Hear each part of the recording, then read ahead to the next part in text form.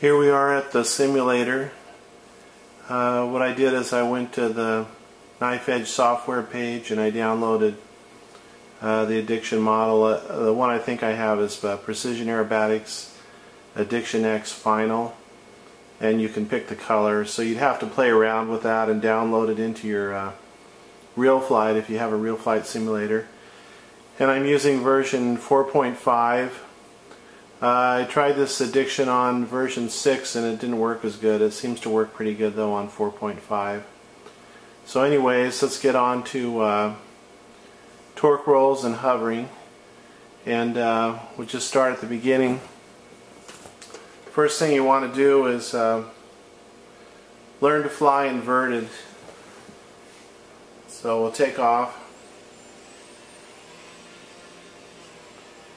roll it inverted, and you get so you're comfortable flying upside down low using the rudder, doing nice, nice smooth turns, which is hard to do with this airplane because it's very floaty and it's kind of slow. I'm working on get so you can fly a figure eight, a nice figure eight, and how I'm building up to this is once you get that down so you can do the slow inverted flight and the inverted Harrier type flight, then that's the start of our hover practice. So we can bring it around, you bring it in towards you, and then you start to bring it up. Get it slower, work your throttle in, and bring it towards you. So just want it to look like that, and you'll bring it in and get so you can hover it right in front of you. Now initially you're not going to be able to bring it in smooth like this. You're going to have a lot of problems, and so you're kind of working a wave back and forth. You go down, you pop it up back like this, bring it towards you right on the verge of a stall, and then you transition from the airplane flying to flying on the propeller, and you bring it up and you hover it in front of you. Now of course when you start you're going to be veering off like this, losing control, so you want to always, when you start to get off, power it up and take it straight up. So the sky is your friend. You always want to take it towards the sky whenever you start to get disoriented. Now hovering's kind of weird because eventually your mind puts it together and it knows what movements and throttle and everything to give it. The throttle is really important, and when you get off a little bit, you can blip it with the throttle and get it back on, or you can blip it and then get off the throttle, drop it straight, and then get back on the throttle and straighten it out again. Now a lot of this is also psychological because you're low, you don't want to crash, and so if you've got that in the back of your mind, it's cluttering your brain a little bit with the concentration you need to hover.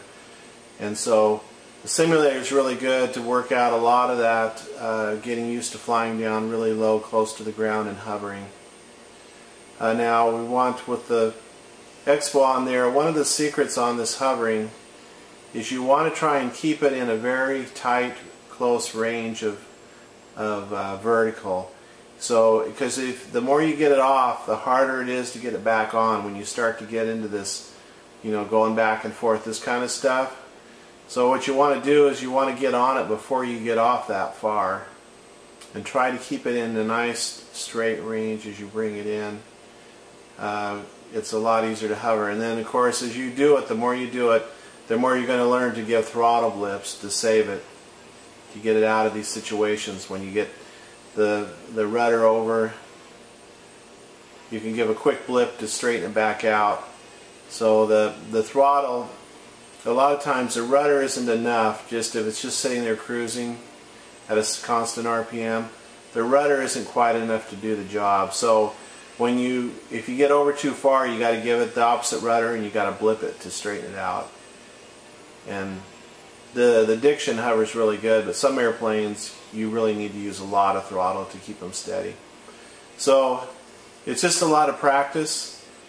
And and work that wave. So you want to take it out, bring it back towards you, put it in a stall attitude, do the transition from flying on the wing to flying on the propeller.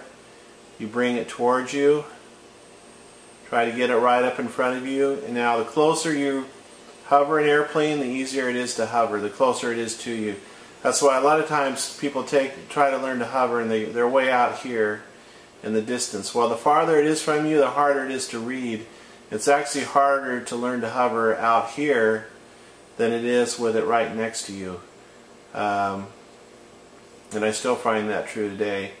When you have it right down close to you, you can read the airplane much better. And it's just easier to hover when it's close. Now, this is the first part of learning the torque roll. So once you have it down so you can hover it in front of you like this, no problem. The next thing we want to work on is a belly in hover, which is really hard. And we're going to do the wave again on that, but we're going to bring it around upright. Then you bring it in straight towards you like this. Put it on the post stall again, transition to just the propeller. Get the nose up.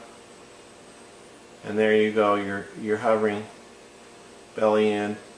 Now when you first start this, what you're going to do is you're going to cross control a lot. So you'll set it up, you'll bring it in, you'll start to hover, and then you'll end up doing one of those. And I did a lot of those when I was first learning. So it was kind of like I'd set it up, bring it around, get it in the stall position, start working it, and then get the nose up, and then I'd go like this. Uh-oh, cross controlled again. And it's the same principle as when you're first learning to fly. When you had to figure out if an the different airplanes had a different attitude, it takes opposite control, like in your turns. And the hovering's the same thing. It's going to take opposite control, and your mind has to learn to do that switch. And one of the things that when you're hovering, it's real easy to over control, and you're actually better off if you can keep in your mind that just do a little bit of control and see what it does. Because if you start to give a little bit and it goes off, then you can give a little bit and get it back. See? But what people do is they give it a little too much, it starts going over, and then they're lost and off it goes again. So with the torque rolls, you get the back to you and then get the belly to you. Get those two down on the simulator so you can hover it real good. Just bring it in right to the belly. Then once you get that, you can learn the torque roll, and that's just letting it take it around. Let the torque of the engine take it around, and you can tell when you hit that sweet spot where when you get it perfectly vertical, the torque will start to take it. But if you have it at a little bit of an angle, the torque won't take it. So after a while you'll get so you can read the attitude, and you can see when you hit that perfect little sweet spot where it's nice and vertical and the torque starts to take it around. Now when you're flying the real model, one thing is sometimes you'll set it up for a torque roll and it doesn't want to come around. It'll just kind of stay there, and there might be a little bit of wind. One thing I found is, and this is a problem I had, I couldn't get it to go around, so what I'd do is I'd give it throttle, I'd start to climb to try and get it to go around. Well, yeah, that's okay, but it's climbing on you, so it's not really looking quite like the way you want it, because most people, their dream is to have it right down on the deck, like a foot off the deck, going around and around in a circle. And so what I found is, and you'll see this on my video of the real model, is you drop it down just a tiny bit, and then you give it some throttle, and then it starts to come around. So when you're hovering, if you want to try and get it to go around, you drop it down a little bit, and then you give it some throttle, and it'll start to come around on you. I don't know if that was a very good example, but there's a pretty good example of it on my actual flying videos. So to get it to go around. Now, one other thing, if you're flying in wind, it's best to practice on the model. You want to practice this on a dead calm day. The only way you can get a nice slow torque roll on a windy day is you have to let the model drift with the wind. So if it's got to move along whatever the speed of the wind is. And you'll see this on some of the good flyers like Kiki Somazzini's. I've seen him do the slow torque rolls, and it's drifting right along with the wind. There's a pretty good video of him doing that. And anyways, that's all my hints. There's, of course, the simulator is always easier than the model. But you can sure work out a lot of stuff. Well, that's one thing. The simulators really good, really a lot of help for rolling Harriers and hovering. You can't beat it. So I would try to work out as much of this as you can on the simulator, and then you go to the model, and the model will be a step up in difficulty, and keep working it. But practice your inverted flight, practice coming in, bringing it up, get the hover down, then practice belly in, hover, bring it up, get so you can hover belly in, then more slowly work on the torque roll, get so you can hover it on its side, on each side, get so you can run it around really slow.